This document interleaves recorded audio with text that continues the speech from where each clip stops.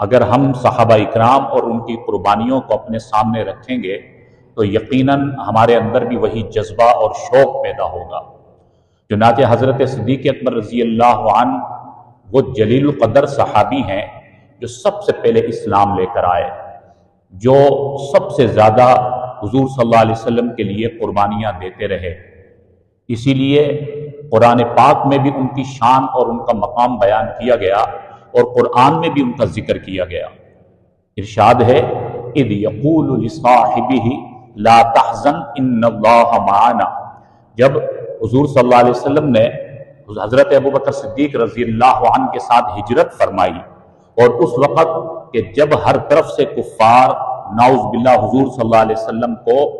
شہید کرنا چاہتے تھے، اور حضرت صدیق اکبر رضی اللہ عنہ اپنے نبی کی ڈھال بنے ہوئے تھے، اور اس وقت جب غار میں قریب تھا کہ کفار پہنچ جاتے اور خدا نخواستہ وہ ان کو شہید کر دیتے، اس وقت حضور صلی اللہ علیہ وسلم نے حضرت صدیق اکبر کو تسلی دی تھی، اذ یقول لصاحبہ لا تحزن ان اللہ معنا۔ قرآن پاک نے ان باتوں کو، حضور کے ان کلمات کو آیات بنا کر نازل فرمایا کہ جب حضرت حضور صلی اللہ علیہ وسلم اپنے ساتھی کو یوں کہہ رہے تھے لا تحزن ان اللہ معنا، آپ مت گھبراؤ اللہ ہمارے ساتھ ہے۔ یہ حضرت صدیق اکبر رضی اللہ عنہ کا ذکر خیر قرآن میں، جس سے حضرت ابو بکر کی شان، مقام اور حضور صلی اللہ علیہ وسلم کی معیت اور تعلق کا قرآن بتا رہا ہے۔ ایک موقع پر آپ صلی اللہ علیہ وسلم نے ارشاد فرمایا لو کنت متخذا خلیلا لاتخذت ابا بکر خلیلا، فرمایا کہ اگر مجھے اجازت ہوتی کہ کسی کو میں اپنا خلیل بناؤں۔ یہ خلیل ایک بہت عظیم لقب ہے، جس طرح اللہ تعالیٰ نے حضرت ابراہیم علیہ السلام کو اپنا خلیل بنایا، اسی طرح حضور علیہ السلام فرماتے ہیں کہ خلیل بنانے کی مجھے اجازت نہیں، اگر مجھے اجازت ہوتی تو دنیا میں اگر میں کسی کو خلیل بناتا لو کنت متخذا خلیلا لاتخذت ابا بکر خلیلا، اگر میں کسی کو اپنا خلیل بناتا تو وہ ابو بکر کو اپنا خلیل بناتا۔ یہ ایک بہت بڑی خصوصیت کی بات ہے۔ اور حضرت ابوبکر صدیق رضی اللہ عنہ وہ صحابی، واحد صحابی ہیں کہ جن کو آپ صلی اللہ علیہ وسلم نے صدیق اکبر کا لقب دیا۔ صدیق اکبر یعنی یہ سچوں میں سب سے بڑے، سب سے زیادہ صداقت کے نہر منیر اور صداقت کرنے والے، حضور صلی اللہ علیہ وسلم کی سب سے زیادہ تصدیق کرنے والے۔ یہ اس موقع پر لقب ملا کہ جب آپ صلی اللہ علیہ وسلم معراج کے موقع پر آسمانوں میں گئے اور واپس آ کر جب آپ صلی اللہ علیہ وسلم نے بتایا کہ ایک ہی رات میں اللہ تعالیٰ نے مجھے آسمانوں پر بلایا اور اس طرح سیر کروائی اور میں بیت المقدس بھی گیا اور پھر راتوں رات واپسی ہو گئی، اب بظاہر تو اس بات کو عقل نہیں مانتی کہ ایسا ایک ہی رات میں کیسے ممکن ہے۔ تو کفار کو پروپگنڈے کا موقع مل گیا کہ دیکھو ہم تو کہتے تھے کہ یہ صحیح نہیں کہہ رہے اور ان کی نبوت خدا نخواستہ پروپگنڈے کا نتیجہ ہے، چنانچہ انہوں نے اس بات کو خوب اچھالا کہ یہ کس قسم کی باتیں کر رہے ہیں۔ ابو جہل نے اس موقع پر یہ سوچا کہ ان کے حمایتی بنتے ہیں ابو بکر، تو کیوں نہ جا کر میں اس موقع پر ان کو لاجواب کروں اور ان کو مس گائیڈ کر دوں۔ چنانچہ ابو جہل جا کر حضرت ابو بکر صدیق رضی اللہ عنہ کو جا کر یوں کہتے ہیں کہ مجھے بتاؤ کیا ایسا ممکن ہے کہ ایک انسان ایک ہی رات میں ساتوں آسمانوں کی سیر بھی کر لے اور اس کے بعد وہ اس سے پہلے بیت المقدس بھی چلا جائے، راتوں رات واپس آ جائے؟ اب بظاہر تو ظاہر ہے یہ ناممکن ہے۔ حضرت صدیق اکبر نے پوچھا کہ آپ کو یہ کس نے کہا اس طرح؟ تو ابو جہل نے کہا کہ وہ تمہارا ساتھی جن کی تم حمایت کرتے ہو، وہ محمد ابن عبداللہ اس طرح کی باتیں کر رہے ہیں کہ میں ایک ہی رات میں آسمانوں پر گیا اور مجھے معراج ہوئی۔ اور یہ سارا سلسلہ حضرت ابو بکر رضی اللہ عنہ نے یہ بات سنی تو فرمایا اگر میرے نبی نے یہ بات ارشاد فرمائی ہے تو بغیر کسی عقل کے مانے نہ مانے اور بغیر کسی دلیل کے میں آمنا و صدقنا کہتا ہوں کہ میرے نبی نے جو کہا سچ کہا، میری عقل نہ مانے، تمہاری عقل نہ مانے، لیکن میرے نبی نے جب فرما دیا کہ وہ آسمانوں پر گئے ہیں اور راتوں رات واپسی ہو گئی تو میرے نبی کا کہنا سچا ہے۔ ساری دنیا جھوٹی ہو سکتی ہے، میرے نبی سچے تھے، سچے ہیں۔ ایسی تصدیق کی کہ پھر آپ صلی اللہ علیہ وسلم نے صدیق اکبر کا لقب عطا فرمایا۔ یہ حضرت ابو بکر کی خصوصیت ہے کہ صدیق اکبر جب حضور علیہ الصلوۃ والسلام آخری ایام میں علیل ہوئے، بیمار ہوئے، تو ارشاد فرمایا مرو ابا بکر فلیصلی بالناس، یہ بھی حضرت ابو بکر کی خصوصیت ہے۔ حکم دیا، فرمایا کہ ابو بکر سے کہو جا کر کہ وہ میری جگہ پر نماز پڑھائیں، امامت کروائیں۔ حالانکہ حضور صلی اللہ علیہ وسلم ابھی حیات ہیں، لیکن دنیا کو بتایا کہ میرے بعد کوئی خلیفہ اور میرا نائب اور میرے بعد جو میرا جانشین ہے وہ ابو بکر ہے۔ اپنی زندگی میں ہی فرمایا مرو ابا بکر فلیصلی بالناس، ابو بکر سے کہو کہ نماز پڑھائیں، لوگوں کو امامت کروائیں۔ نبی کا حکم تھا۔ روایت میں آتا ہے حضور صلی اللہ علیہ وسلم کی زندگی میں حضرت صدیق اکبر رضی اللہ عنہ نے 17 نمازیں پڑھائی ہیں۔ حضور کے مصلی پر کھڑے ہو کر امت کو نماز پڑھانا یہ بہت بڑے شرف کی بات ہے، اعزاز کی بات ہے۔ حضور کی زندگی میں 17 نمازیں پڑھائی، بلکہ ایک مرتبہ تو ایسا ہوا آپ صلی اللہ علیہ وسلم کی طبیعت کچھ بحال ہوئی، حضرت صدیق اکبر نماز پڑھا رہے تھے، آپ صلی اللہ علیہ وسلم اپنے حجرے سے نکلے، لوگوں نے دیکھا تو خوشی کا اظہار کیا، حضرت ابو بکر رضی اللہ عنہ بھی سمجھ گئے کہ آپ صلی اللہ علیہ وسلم حجرے سے تشریف لا رہے ہیں، پیچھے ہٹنا چاہا کہ آپ صلی اللہ علیہ وسلم امامت کے لیے مصلی پر کھڑے ہوں، لیکن آپ نے اشارے سے منع فرمایا کہ نہیں، آپ ہی نماز پڑھاؤ۔ اور پھر حضرت صدیق اکبر کے دائیں طرف آ کر اسی امامت میں اسی جگہ پر جب حضرت صدیق اکبر نماز پڑھا رہے تھے، حضور صلی اللہ علیہ وسلم نے اپنی بھی نماز ادا فرمائی۔ گویا کہ امامت بھی حضرت صدیق اکبر کے پاس اور حضور صلی اللہ علیہ وسلم بھی اسی نماز میں اپنی نماز ادا فرماتے ہیں۔ یہ حضرت صدیق اکبر رضی اللہ عنہ کا مقام ہے۔ اس لیے آپ صلی اللہ علیہ وسلم نے ایک موقع پر ارشاد فرمایا کہ مجھ پر اپنی جان لگانے کے حوالے سے، مال لٹانے کے حوالے سے ابو بکر سے زیادہ کسی کے احسانات نہیں ہیں۔ چنانچہ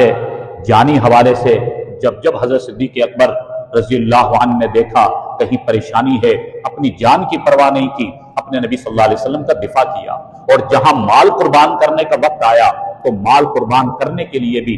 حضرت صدیق اکبر کہیں پیچھے نہیں ہٹے۔ چنانچہ وہ مشہور واقعہ جو کتابوں میں لکھا ہے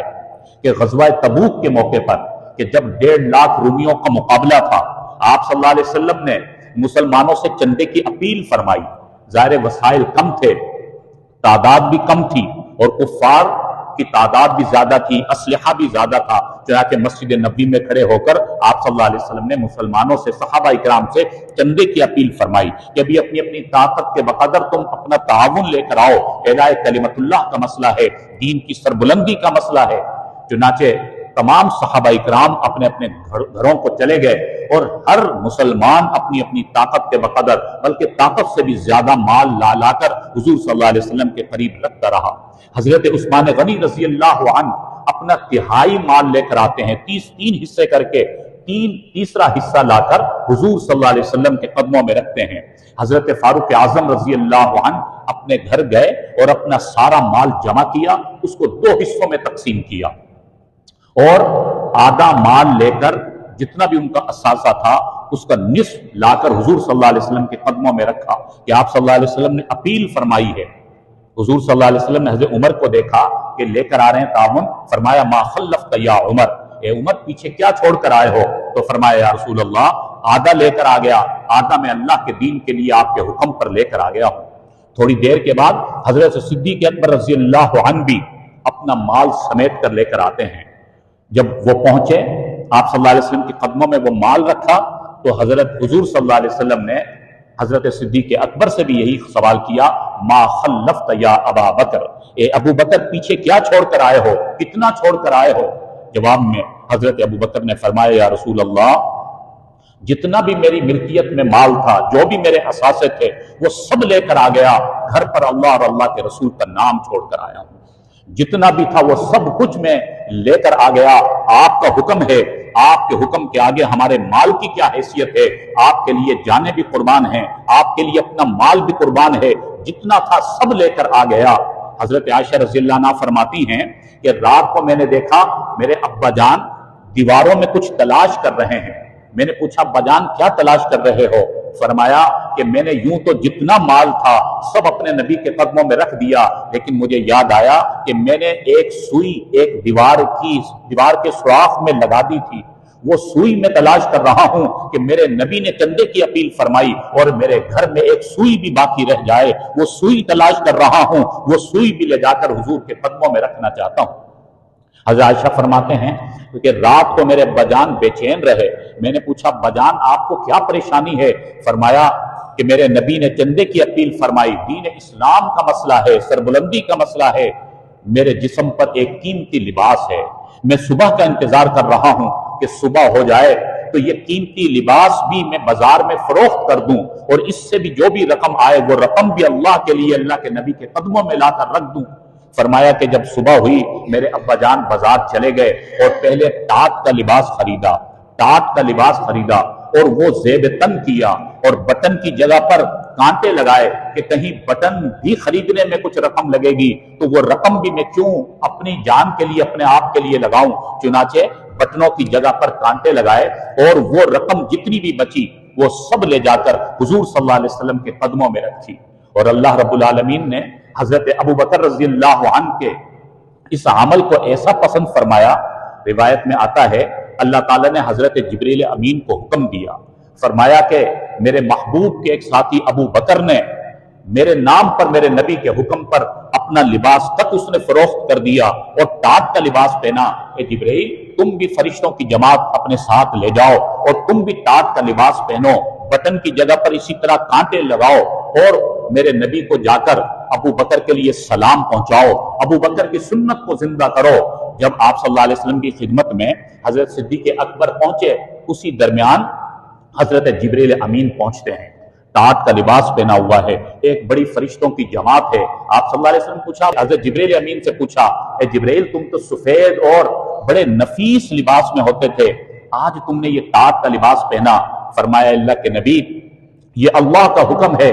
کہ آپ کے ساتھی ابو بکر نے جو اللہ کے لیے اور آپ کے حکم پر جو قربانی دی ہے، ٹاٹ کا لباس پہنا، تو یہ اللہ کا حکم ہے کہ اس کی سنت کو زندہ کرتے ہوئے ہم فرشتوں نے بھی ٹاٹ کا لباس پہنا ہے اور اے اللہ کے نبی ابو بکر کے لیے اللہ نے سلام بھیجا ہے۔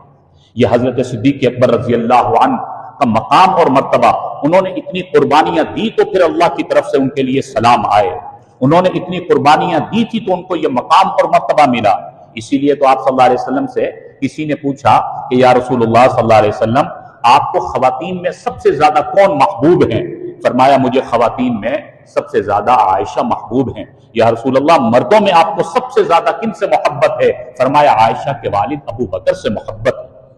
یہ حضرت صدیق اکبر رضی اللہ عنہ ہے۔ اس لیے آپ صلی اللہ علیہ وسلم نے فرمایا دنیا میں جتنے لوگوں نے بھی مجھ پر جو بھی احسانات کیے، جتنی مہربانیاں کی، سب کے احسانات کا بدلہ میں نے دنیا میں ہی ادا کر دیا، لیکن میرا ایک ساتھی جو ابو بکر ہے اس نے مجھ پر اتنے احسانات کیے، اتنی مجھ پر مہربانیاں کی ہیں کہ دنیا میں ان کے احسانات کا بدلہ ادا نہیں کر سکا، کل قیامت کے دن میرا اللہ ہی ابو بکر کے احسانات کا بدلہ ان کو عطا فرمائے گا۔